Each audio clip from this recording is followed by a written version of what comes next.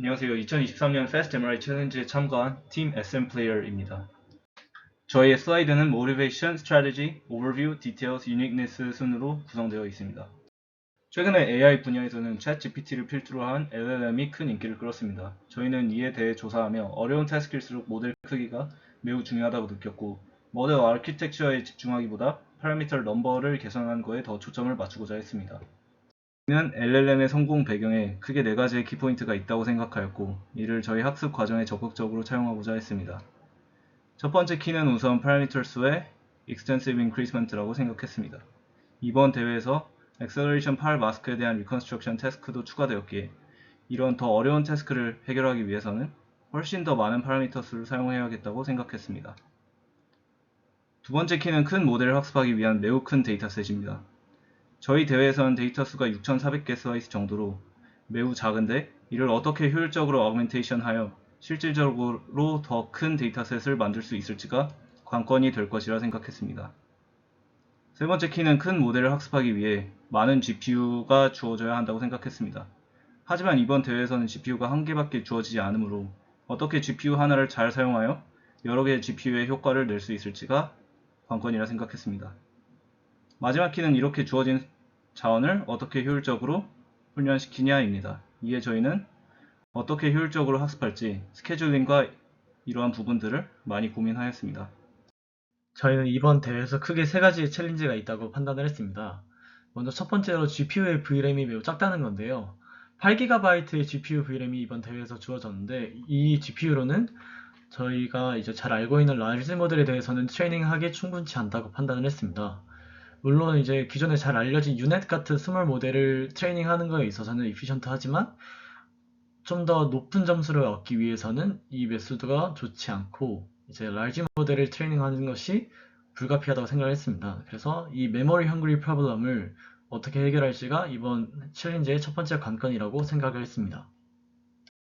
네, 두 번째는 렉 오브 데이터셋인데요. 데이터셋이 많을수록 일반적으로 모델에 대한 어큐러시가 올라가는 편입니다.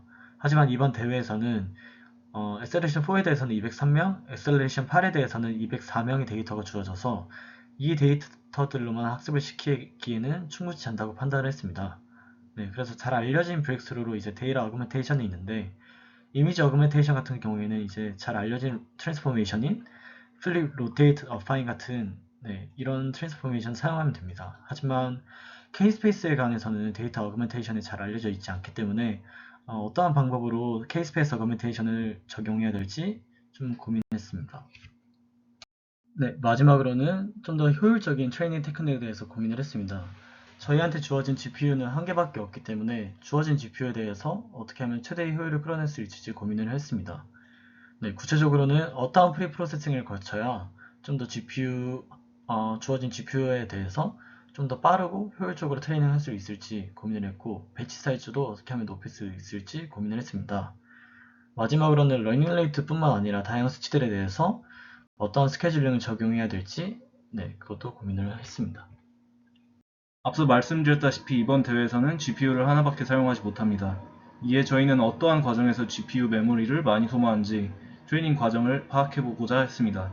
결론부터 말씀드리면 저희는 훈련 과정에 Forward Backward Propagation 과정 시 컴퓨테이션 그래프상에 수많은 중간 아웃풋이 저장된 것을 확인하였습니다. 이는 Backward Propagation 시 이제 Forward Propagation의 결과를 계산 과정에 사용하기 때문에 PyTorch 라이브러리에서 자체로 계산 효율성을 위해 구현한 기능인데요. 저희는 이것이 GPU의 VRAM을 많이 소모하는 것을 확인하였고, 저희는 VRAM을 줄인 대신 컴퓨테이션 속도를 포기하는 방향으로 다시 트레이닝 과정을 설계하고자 하였습니다. 구체적으로 설명드리겠습니다. 저희는 E2E Varnet을 사용하였는데요. E2E Varnet은 크게 Data Consistency, Refinement, 그리고 Sensitivity Map Estimation 부분으로 이루어져 있습니다.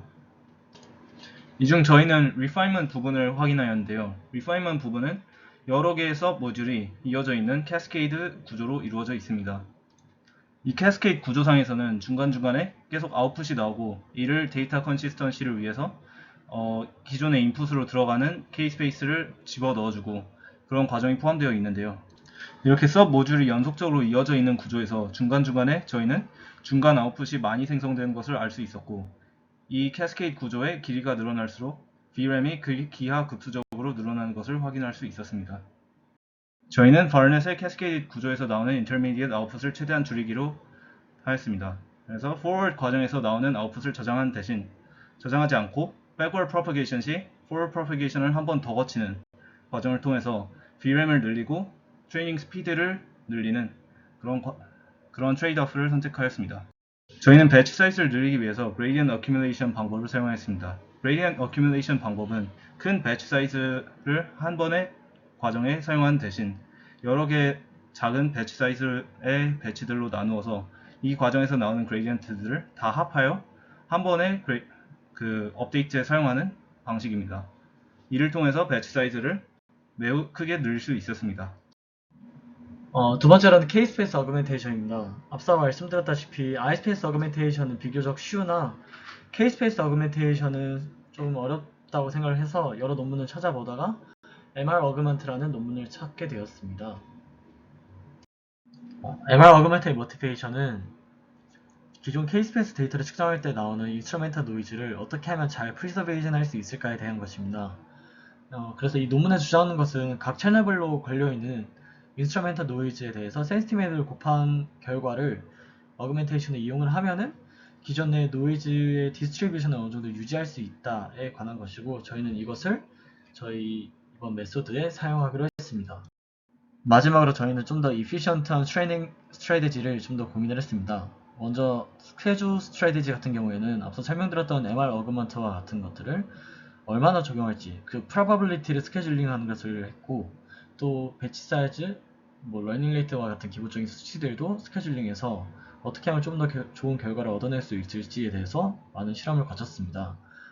마지막으로는 엑셀레이션 4와 엑셀레이션 8 데이터를 둘 다 이제 인퍼런스를 거쳐야 되는 상황이었는데, 이 부분에 관해서는 두 데이터가 디스트리뷰션이 아무래도 다르다 보니까 앙상블을 이용해서 이 부분을 해결하려고 했습니다. 그래서 룰 베이스드 알고리즘으로 짜여진 마스크 클래시파이어를 적용을 해서 MOE, 즉 믹스처 오브 엑스퍼츠라는 기법으로 이 부분을 해결하려고 했습니다. 저희는 앞서 말씀드렸다시피 트레이닝 과정 중 인터미디엇 아웃풋을 저장하는 것이 아니라 다시 계산하는 방식을 채택하였습니다. 이는 트레이닝 속도를 많이 낮췄고, 저희는 이를 다시 올리기 위해서 K-스페이스 데이터 로딩 과정 중 생기는 버틀넥을 해결하고자 하였습니다. K-스페이스 데이터를 로딩하는 데 있어 다른 모든 사이즈의 데이터도 모두 로딩하기 때문에 시간이 매우 오래 걸립니다. 저희는 이를 해결하기 위해서 각 사이즈별로 다시 H5 파일로 저장하였고, 이를 로딩함으로써 다른 사이즈들을 모두 로딩할 필요가 없게 되어서 트레이닝 속도를 많이 향상시킬 수 있었습니다. 추가적인 트레이닝 디테일을 설명드리겠습니다. 저희는 60 에폭을 사용하였고 4x acceleration, 8x acceleration 각각의 expert 모델을 학습하였습니다. 저희는 loss 펑션으로 multi-scale SSIM 하고 L1 loss를 섞은 loss 펑션을 사용하였습니다. 이때 multi-scale SSIM loss는 loss functions for image restoration with neural networks라는 논문에서 참고하였습니다. optimizer는 R-ADAM을 사용하였고 learning rate는 40 몇 폭에서 10분의 1만큼 감소시켰습니다. batch size 같은 경우에도 저희는 스케줄링을 진행하였고, 이는 기존 work과 차별점입니다. 저희는 배치 사이즈를 4로부터 시작하여서 최종적으로는 32개씩 늘리는 그런 스케줄링을 사용하였습니다. MS SSIM에 대해서 더 추가적인 정보를 원한다면 논문을 참고해 주시기 바랍니다. 저희는 러닝 레이트 외에도 다양한 스케줄러를 사용하였습니다. 이는 저희 워크의 차별점이라고 볼 수 있을 것 같습니다. 첫 번째로 저희는 MR 어그멘트 적용 시 Augmentation Probability에 대한 스케줄링을 진행하였습니다. 구체적으로는 저희는 Exponential 스케줄링을 적용하였고, 시간에 따라서 0부터 0.55까지 엑스포넨셜하게 probability가 증가하는 방식으로 진행하였습니다. 앞서 말씀드렸다시피 저희는 배치 사이즈 또한 스케줄링 하였는데요. 저희는 gradient accumulation을 사용하기 때문에 gradient accumulation iteration 횟수를 얼마나 많이 할지를 스케줄링 하였습니다. 저희는 4 epoch마다 이 수치를 업데이트 하였습니다. 추가로 저희는 gradient clipping도 사용하였습니다. 최종적인 저희 메소드의 오버뷰는 다음과 같습니다. 먼저 인풋 데이터로 마스크 K-스페이스 그리고 마스크가 주어지게 되고, 처음에는 마스크 클래시파이어를 통과하게 되는데, 이 주어진 마스크에 대해서 논제럴 라인 간의 이제 간격을 측정을 해서 이 값들이 4에 가까운지 8에 가까운지 각각 보팅을 통해서 최종적인 엑셀러레이션 모드를 결정하게 됩니다. 그 이후에는 이제 엑셀러레이션 모드에 따라서 그 모드에서 트레이닝된 라이지 바이넷에 대해서 인퍼런스를 거치면 최종적으로 리컨스트럭션을 얻을 수 있습니다. 저희 메소드의 유니크니스는 다음과 같습니다. 첫 번째로는 모델의 이제 컴퓨테이셔널 메모리에 관해서 이 메모리를 줄일 수 있는 방법을 적용해야 했다는 것이고요. 두 번째로는 기존에 잘 알려진 iSpace 어그멘테이션과 다르게 좀 더 하기 어려운 K-스페이스 어그멘테이션을 MR 어그멘트라는 방법을 적용해서 어큐러시를 향상시킬 수 있었습니다. 세 번째로는 트레이닝 할 때 주어지는 이제 learning rate, gradient accumulation, clipping, 그리고 최종적으로 저희가 사용한 MR 어그먼트 등과 같은 수치들에 대해서 스케줄링을 적용을 해서 보다 좀 더 높은 어큐러시를 얻을 수 있었다는 점이고요. 마지막으로는 엑셀레이션 모드가 다른, 즉 엑셀레이션 4와 엑셀레이션 8 데이터를 MOE 스트래티지라는 메소드 하나로 해결하였다는 점입니다. 안녕하세요. 이번에 2023 Fast MRI 챌린지에서 1등을 한 팀 SM 플레이어의 전기정보공학부 한수관 이준성입니다. 저희 수상 소감을 말하기 전에 먼저 팀 네임부터 말씀을 드려야 될 것 같은데요. 저희 팀 네임은 사실 수관의 S, 준성의 N 해가지고 SN 플레이어로 지으려 했다가 N을 M으로 오타낸 바람에 SM 플레이어가 되었었습니다. 이제 저희 수상 소감을 좀 말씀드리자면 사실 저희 이번 대회에 참여한 게 처음은 아니었는데요. 사실 2년 전 처음 Fast MRI 챌린지가 시작되었을 때 저희는 참여를 했었습니다. 하지만 그때는 저희는 AI나 이런 거에 대해 아무것도 몰랐고 그래서 주구장창 유넷이나 그런 것만 구현을 해보다가 순위권 안에 못 들었던 기억이 납니다. 하지만 그 기억을 바탕으로 계속 성장을 했고 이 경험을 토대로 더 많은 AI를 접해봤고 AI 관련 경험을 해봤고 하면서 크게 성장할 수 있었고 2년 뒤에 이제 준성이가 제대하면서 다시 Fast MRI 챌린지에 참여해서 더 좋은 결과를 얻을 수 있었던 것 같습니다.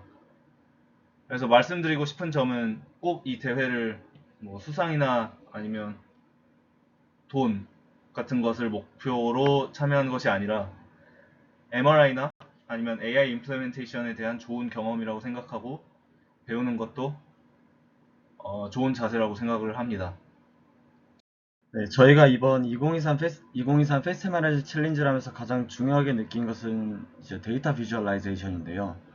사실 뭐 다양한 모델을 써보고 뭐 앙상블 메소드 같이 이제 어떤 스트래티지를 정해서 하는 것도 물론 좋지만 데이터 비주얼라이제이션을 먼저 해보면 이 데이터들의 특성을 먼저 파악할 수 있고 나중에 이것이 이제 모델이나 어떤 그 스트래티지를 정할 때 약간의 힌트가 될 수 있어서 다음에 대회를 하시는 분들에게는 이제 기존에 주어지는 이 데이터셋에 대해서 한번 비주얼라이제이션을 해보고 나중에 모델 트레이닝 할 때도 나오는 결과들을 좀 데이터 비주얼라이제이션을 해보면서 스트래티지 정하는 것도 좋은 방법이라고 생각을 합니다. 네, 그리고 저희는 이번 대회에서 코드 베이스라인은 저희가 다 직접 짰는데요. 이제 다른 GitHub에서 이제 클론을 해가지고 쓰는 것도 물론 좋지만 기본적으로 스크래치부터 짜면서 이제 트레이닝이나 어떤 인퍼런스가 어떻게 작동하는지 이런 것도 좀 알아두면은 나중에 큰 도움이 될 거라고 생각을 합니다.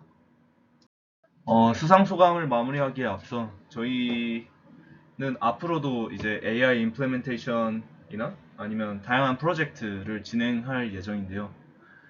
혹시 저희와 함께 뜻을 같이 하신 분들이나 관심이 있으신 분들은 저희의 연락처를 남겨놓았으니 관심이 있으시다면 연락 주시면 감사하겠습니다. 감사합니다. 이상으로 저희 팀 SM 플레이어의 발표를 마치겠습니다. 감사합니다.